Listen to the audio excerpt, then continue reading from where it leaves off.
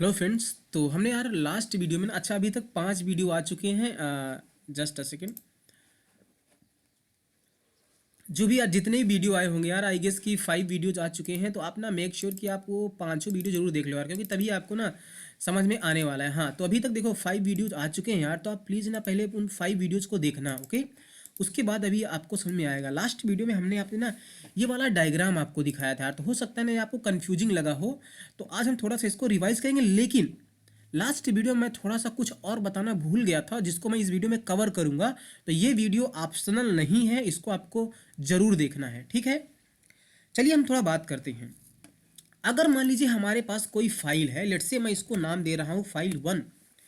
तो इस फाइल का जो कंटेंट होगा, देखिए इस फाइल का जो कंटेंट होगा वो वर्किंग डायरेक्टरी में कुछ हो सकता है, स्टेजिंग एरिया में कुछ हो सकता है, लोकल रिपोजिटरी कमिटेड एरिया में कुछ हो सकता है। यानी इस फाइल 1 का content working directory, staging area, committed area, इन तीनों में अलग अलग हो सकता है, डिफरेंट डिफरेंट हो सकता है।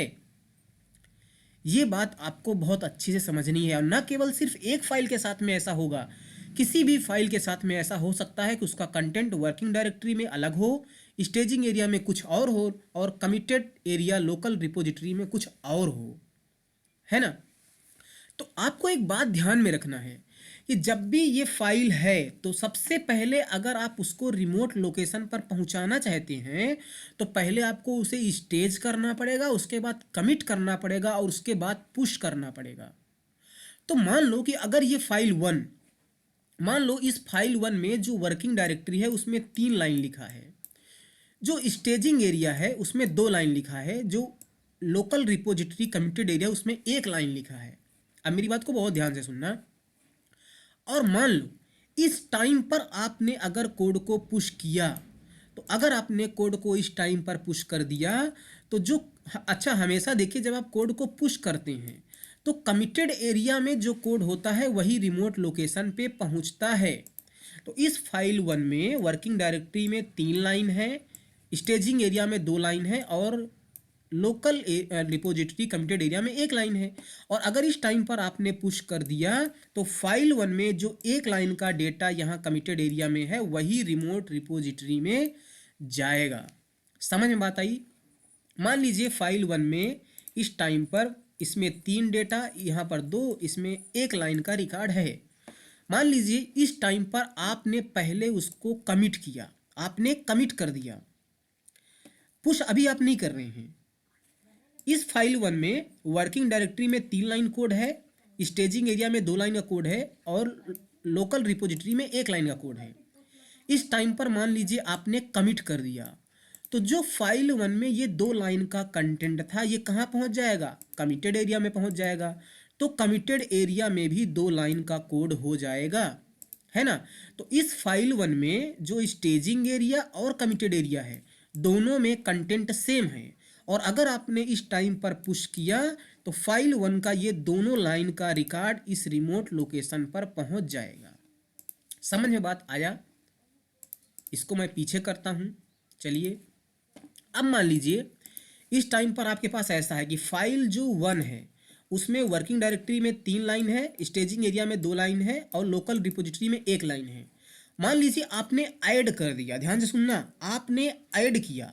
जब आप ऐड करोगे तो फाइल 1 का ये 3 लाइन का रिकॉर्ड स्टेजिंग एरिया में भी 3 लाइन हो जाएगा, है ना।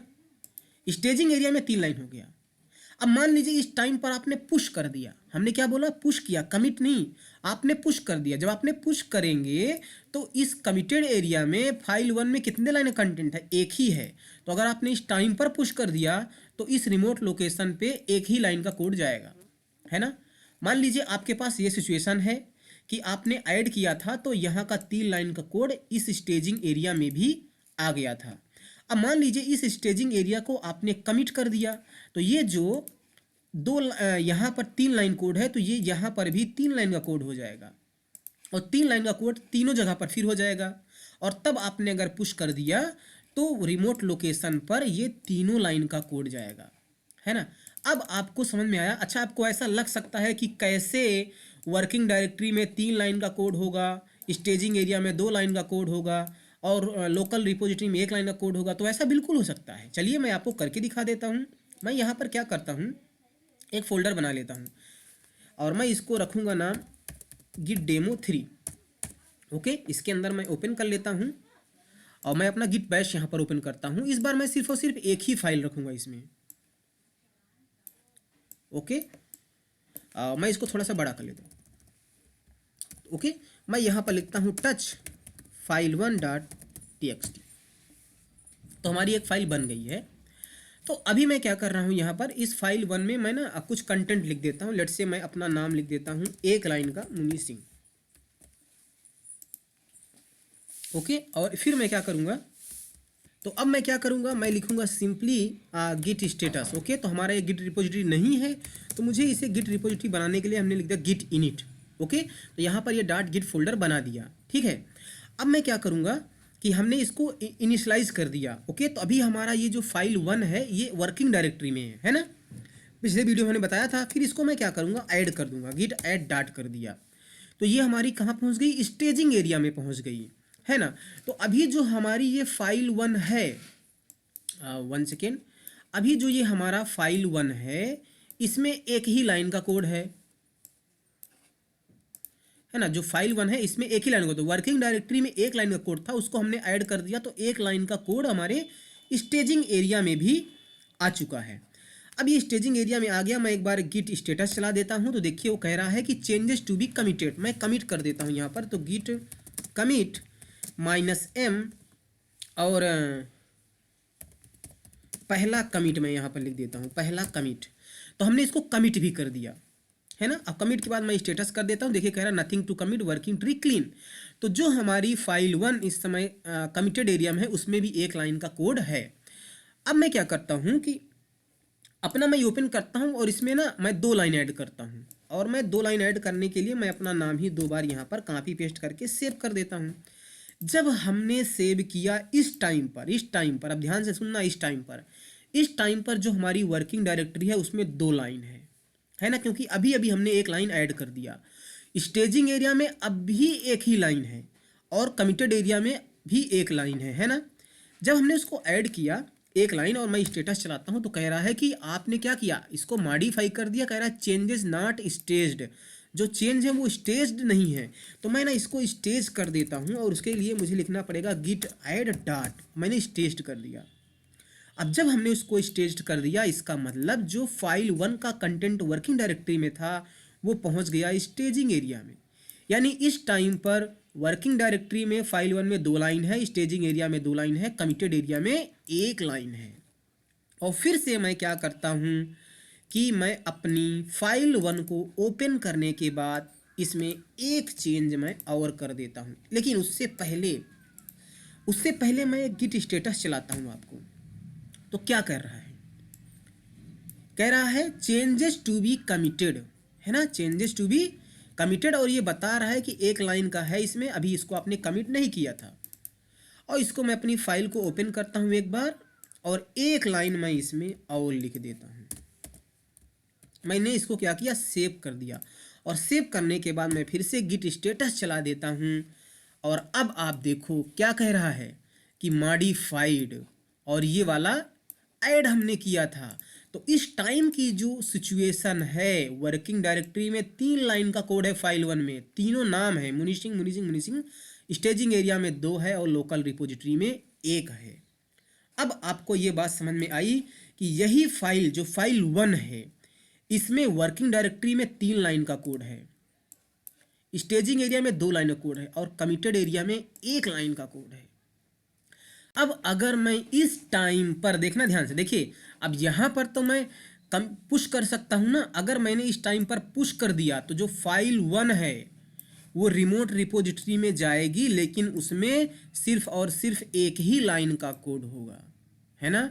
अगर इस टाइम पर मैं पहले कमिट कर दूं उसके बाद पुश कर दूं, तो जो फाइल 1 रिमोट रिपोजिटरी में जाएगी उसमें 2 लाइन का कोड होगा। अगर मैं पहले इस टाइम पर ऐड करूं, फिर कमिट करूं, फिर पुश कर दूं, तो जो रिमोट लोकेशन पर हमारी फाइल 1 होगी उसमें 3 लाइन का कोड होगा, है ना। चलिए हम लोग इसको करके दिखा देते हैं। तो सबसे पहले मैं यहाँ पर एक नई रिपोजिटरी बना लूँगा। आई एम श्योर कि इसके आगे आप कर लेंगे, आपको बताने की ज़रूरत नहीं है, फिर भी मैं यहाँ पर कर दे रहा हूँ। टेस्ट रिपो 3 नाम से ये अवेलेबल है। मैं यहाँ पर सिंपली क्रिएट रिपोजिटरी कर दूंगा। ओके, अब क्योंकि मुझे अगर कोड को पुश करना है यार, तो मुझे ये वाला URL चाहिए। और ध्यान रखना, अभी ये वाली सिचुएशन है, वर्किंग डायरेक्टरी में 3 लाइन, स्टेजिंग एरिया में 2 लाइन, लोकल रिपोजिटरी में 1 लाइन, और इस टाइम पर मैं पुश करने जा रहा हूँ।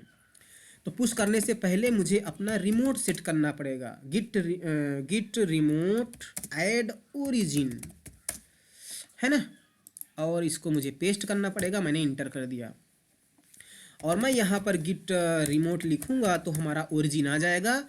और उसके बाद मैं git push -u origin master कर दूँ, ORIGIN।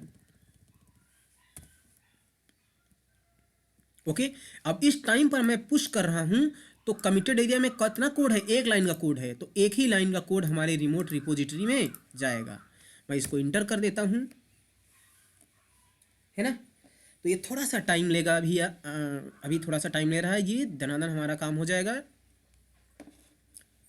तो देखिए हमारा काम हो गया और मैं इसको यहीं पर रिफ्रेश कर देता हूँ।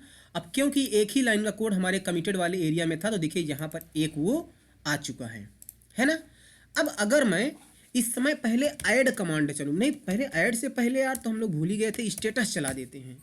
देखिए ये स्टेटस है, ये वाली जो फाइल है ये स्टेज्ड है, इसमें 2 बार मेरा नाम है, और ये वाली फाइल अभी वर्किंग डायरेक्टरी में है, इसको तो हमने स्टेज्ड भी नहीं किया है। देख लो कह रहा changes not staged, changes staged नहीं है।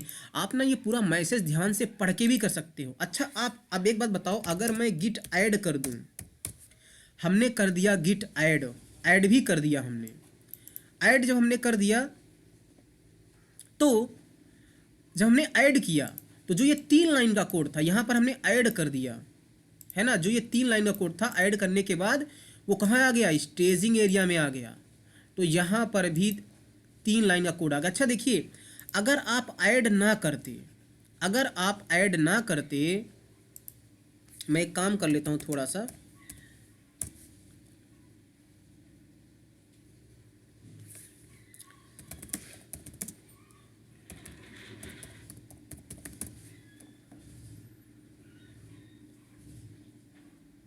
ठीक है। अगर आप ऐड ना करते, पहले कमिट करके पुश कर देते तो 2 लाइन का कोड जाता यहाँ पर, है ना। हमने यहाँ पर क्या किया, ऐड कर दिया है। ये देखिए गिट ऐड कर दिया। जब हमने गिट ऐड कर दिया तो ये 3 लाइन का कोड यहाँ पर आ गया, मतलब यहाँ पर आ चुका है 3 लाइन का कोड। पहले 2 लाइन कोड था, 3 लाइन का कोड आ गया है। और अभी मैं गिट स्टेटस कर देता हूँ, तो देखिए यहाँ पर वो बता रहा है कि ये मॉडिफाइड थी, अब उसको कमिट करना चाहिए। मैं गिट कमिट कर देता हूँ, Git commit -m,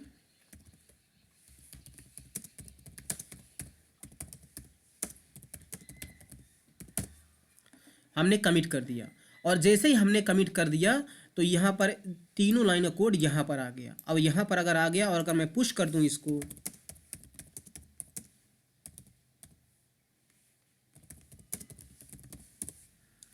Git push -u origin master, तो उसमें 3 लाइन का कोड पहुंच जाएगा। ओके,